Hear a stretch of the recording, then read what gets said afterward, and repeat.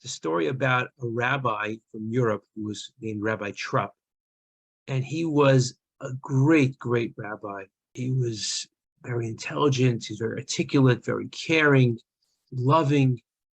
To give you an idea of how great he was selected by the Chafetz Chaim himself to be the Rosh Yeshiva, the head of the Radin Yeshiva, Chafetz Chaim's Yeshiva. And he taught there and led it for over 25 years, bringing students to greater and greater levels of piety and righteousness and scholarship, until his body started to give way, became very sick, and his students beseeched the heavens, please, God, please return our Rebbe to us. Please help him. Please heal him. And despite their best efforts, did not look good. So finally they decided, we've got to take drastic measures. And they made a collection among themselves for each student to donate part of his own life to be given to their Rebbe. And one guy would give a week, another one would give a month, another would give a year, and they say, please, God, please take this time from our lives and give it to our dear beloved Rebbe.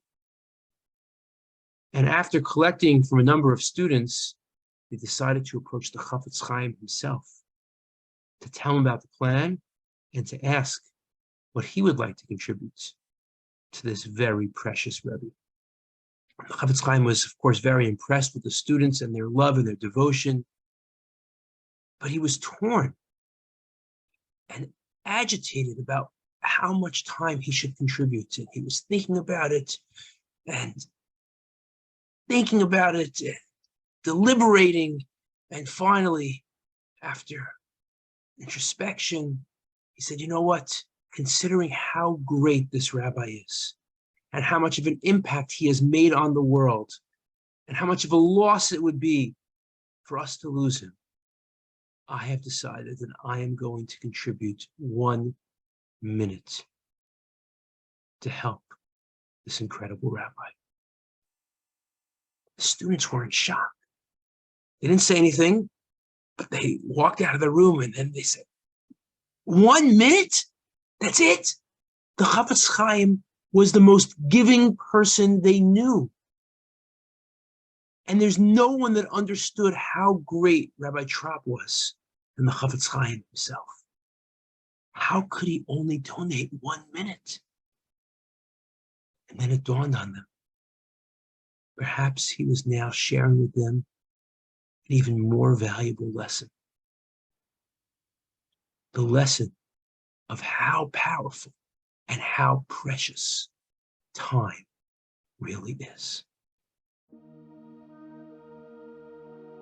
We are now in the month of Elul, approaching the biggest trial of our lives, where God will sit on his throne of glory to decide our futures.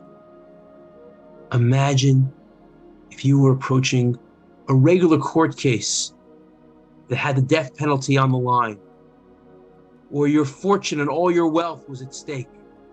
How much effort you would invest, how much time you would give, how much energy you would contribute to the cause. We are facing a trial much bigger and with much more at stake. Mi yichyeh u'mi yamus. On Rosh Hoshanah, it's determined who will live and who will die, who will be rich and who will be poor, who will be uplifted and become well-liked, and who will be degraded and have their reputation ruined, who will be healthy and who will be sick.